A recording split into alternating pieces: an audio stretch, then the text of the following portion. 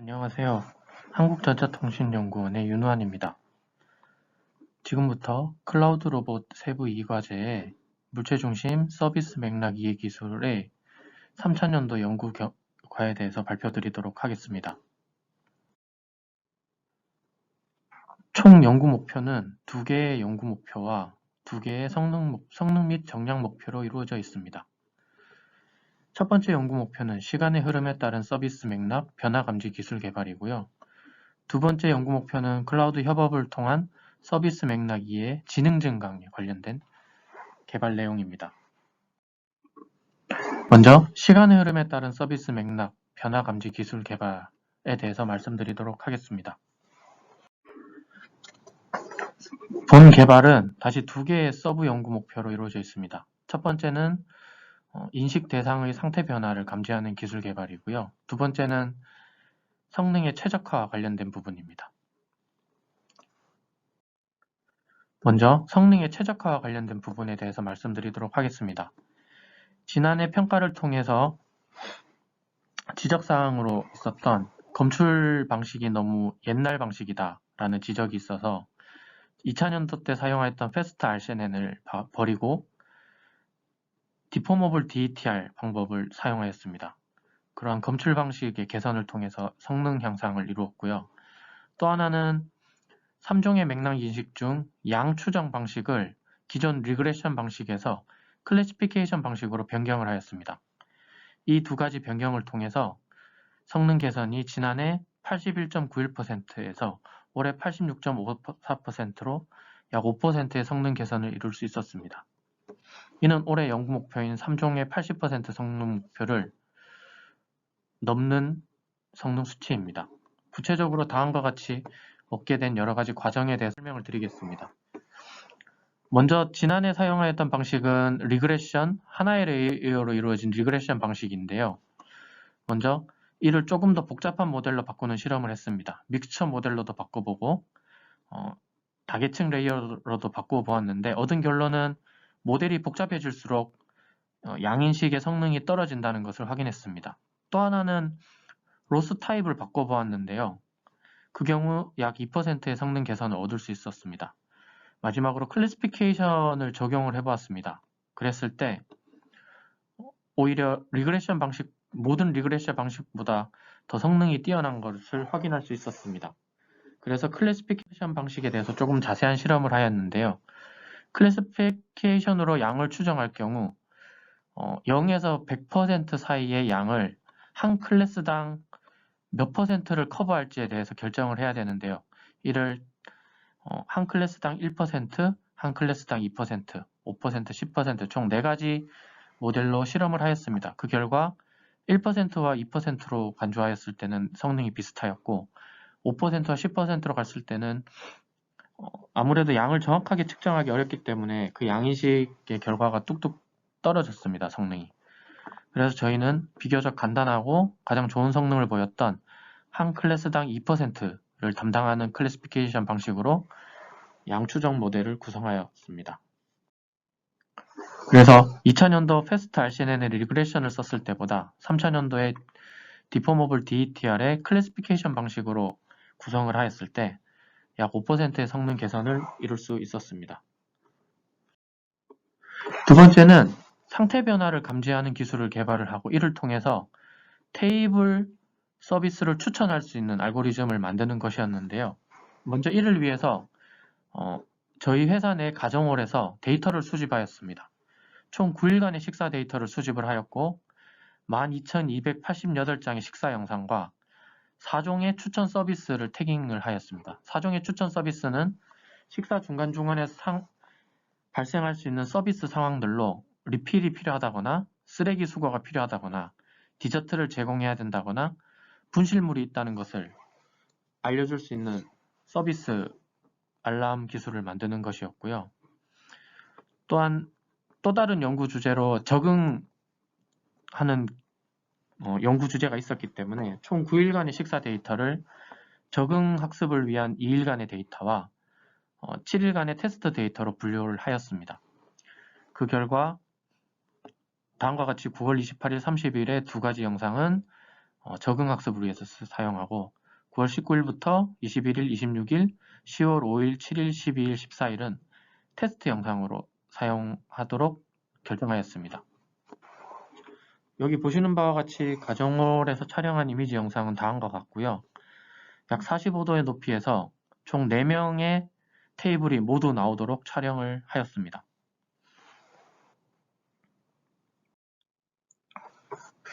먼저 저희가 사용한 방식은 앞에서 얻어진 4가지 서비스 맥락 결과에 비주얼 IOU 트래커를 이용을 해서 맥락 정보를 트래킹을 하고 이 결과를 룰 베이스드 디시전 메이커를 이용을 해서 최종 4종의 추천 서비스를 결정을 하도록 구성을 하였습니다.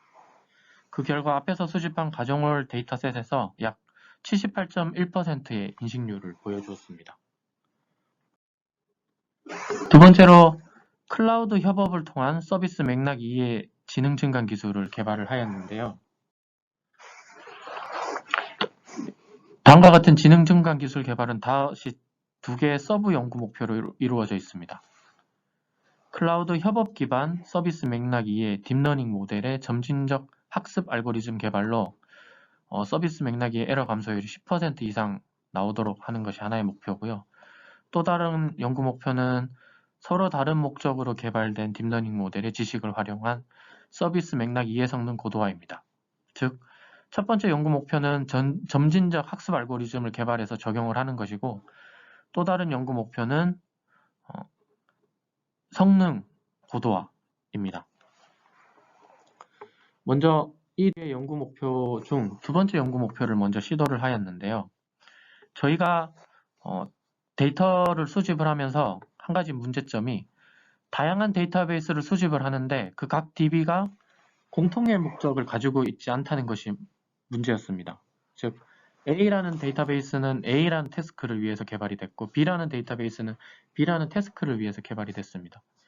이럴 경우 만약에 클래시피케이션 문제라면 그냥 같이 섞어서 그 다음에 클래스는 두 개의 DB를 모두 포함할 수 있는 클래스를 만들고 구성을 해서 학습을 하면 되는데, 검출의 경우는 하나의 데이터베이스에 없는 클래스는 다른 데이터베이스에서는 백그라운드 클래스로 간주가 되기 때문에 그렇게 함으로써 서로 성능자가 일어났었습니다. 그래서 저희의 경우는 검출 기술이 기반 기술이기 때문에 그런 문제점을 겪었고요.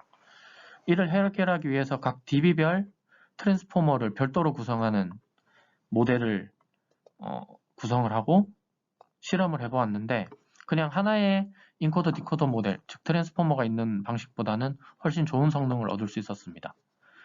그런 다음에 2개의 인코더 디코더는 다시 수도 레이블을 만들어서 하나의 인코더 디코더로 재학습하는 방식을 사용을 했고요. 그렇게 하면은 원래는 2개의 인코더 디코더가 있다가 하나의 인코더 디코더로 다시 모델이 간단해지는 이득이 있었습니다. 그 결과 퍼블릭 DB에서 실험한 결과 단일 모델을 가지는 경우보다는 단일 모델의 34% 성능보다는 약 60%로 더 나은 성능을 얻을 수 있었고, 서로 다른 DB의 지식을 성능 저하 없이 모두 학습할 수 있는 것을 확인했습니다. 그래서 이 모델을 개발을 해서 저희 지능 서비스 맥락 이해 기술 모델을 만들 때 활용을 하였고요. 두 번째로 모델의 점진적 학습을 위해선 그 서비스 추천 모델 또한 학습 베이스드로 이루어져야 되는 것을 알게 돼서 다음과 같이 학습 기반의 테이블 서비스 추천 기술을 개발하게 되었습니다. 먼저 앞에서 나온 여러 가지 큐들을 활용을 하되 서비스 추천 모델은 여러 가지 방식의 여러 가지 특징들을 테스트를 해보았고요.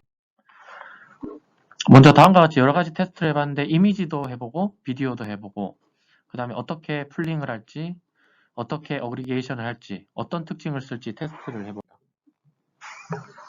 먼저 백본에 있는 특징도 써보고 트랜스포머에 있는 인코더 특징, 그 다음에 오브젝트에서 얻어지는 디코더의 오브젝트에서 얻어지는 특징들을 써보았는데요. 그 결과 백본에 있는 특징을 그냥 썼을 때가 가장 좋은 성능을 보여주었습니다. 두 번째로 그 다양한 디멘전의 특징을 어떻게 풀링할 건지에 대해서 테스트를 해보았는데요. 에버리지 풀링도 해보고 맥스 풀링도 해보고 뭐 소프트 어텐션을 이용해서 어그리게이션도 해봤는데 그 결과 특징별로 서로 다른 성향을 보였습니다. 백본의 경우는 에버리지 풀링을 쓰는 게 더 이득이었고요. 그 다음에 인코더의 경우는 별 차이가 없었고 오브젝트 특징의 경우는 소프트 어텐션이 에버리지 풀링보다 더 나은 성능을 보여주었습니다. 그 다음 테스트한 건 어그리게이션을 어떻게 할 건가, 그러니까 특징들을 어떻게 연합해서 쓸 건가에 대한 테스트인데요. 먼저 여기서는 백본과 오브젝트를 섞어보기도 하고 백본과 오브젝트와 인코더를 섞어보기도 했는데 가장 잘 나온 게 이제 백본의 에버리지 풀링, 오브젝트의 소프트 어텐션이었으니까 이 두 개를 섞어보기도 하고 그 다음 인코더를 추가로 해보기도 했는데 결론은 백본과 오브젝트를 각자가 잘 되는 방식으로 섞는 것이 가장 좋은 성능을 보여주었습니다. 그래서 최종 86.16%의 성능을 얻을 수 있었습니다. 다음으로 한 테스트는 입력을 이미지 한 장당 평가를 하는 게 아니라 비디오 단위로 이제 평가를 하는 거고요. 이 때문에 그 템포럴 피처를 어떤 식으로 다시 어그리게이션 할 건가에 대해서 에버리지 풀링도 해보고 TCN도 써보고 소프트 어텐션도 써봤는데 결론은 소프트 어텐션을 사용하는 게 가장 좋긴 했지만 이미지를 기반으로 했을 때 성능과 비교해보면 큰 차이가 없었습니다. 그래서 비디오 기반의 방법과 이미지 기반의 방법의 사이에서 성능 차이는 크게 없었다. 비디오를 했을 때 이득은 그다지 없었다라는 것을 알게 되었습니다. 그 다음으로 한 일은 R에서 얻어진 테이블 서비스 추천 알고리즘에서 점진적 학습 알고리즘을 적용해 보는 것이었습니다. 즉 7일치 데이터 전에 2일치 데이터를 이용해서 학습을 해보는 것이었고요. 먼저 룰 기반의 방식은 인식률이 78.1%였는데 저희가 앞에서까지 했었던 방식은 학습 기반으로 전체 데이터를 모두 쓰는 건 86.16%를 얻을 수 있었습니다.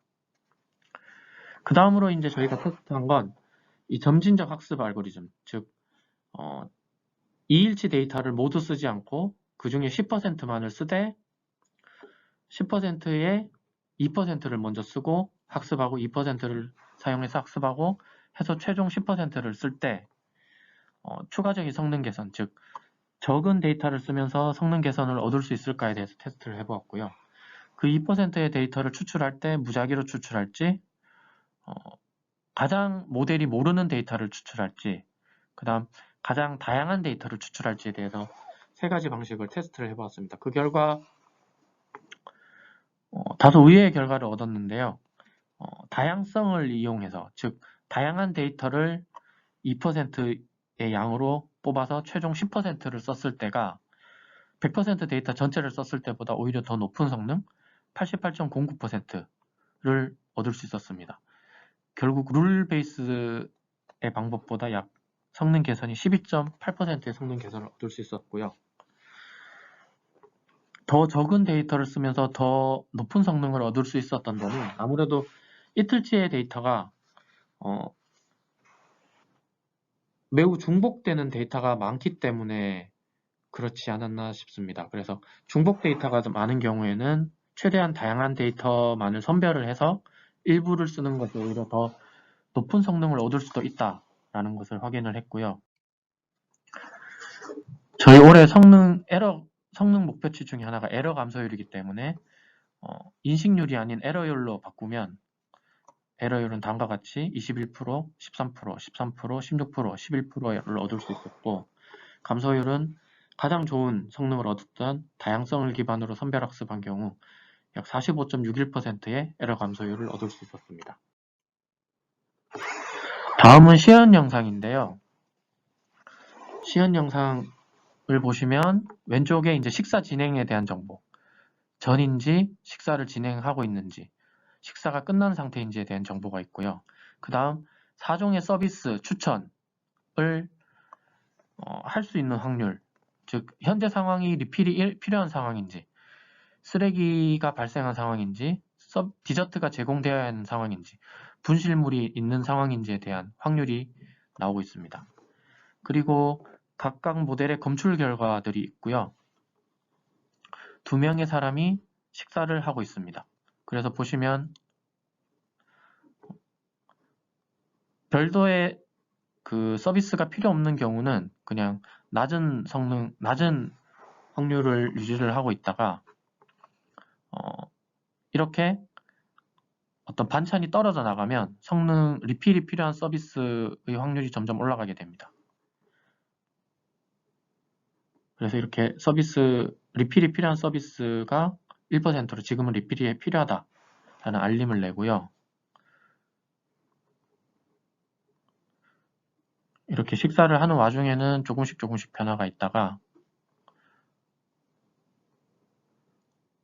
이제 식사가 거의 끝나간 상황입니다. 왼쪽 사람도 다 먹었고 오른쪽 사람도 다 먹은 경우는 이렇게 디저트가 필요하다는 확률이 올라가게 됩니다.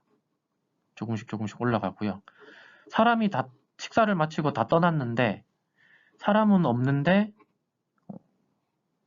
핸드폰이 있는 경우, 이런 경우는 이제 사람이 핸드폰을 놓고 간 경우이기 때문에 분실물이 발생한 경우로 간주를 하여 로스트의 확률이 올라가게 됩니다. 약 80%고요. 본 테스트 영상은 학습에 사용되지 않는 영상을 사용해서 저희가 개발한 모델이 실제로 적용 가능할지에 대해서 테스트를 해보았습니다.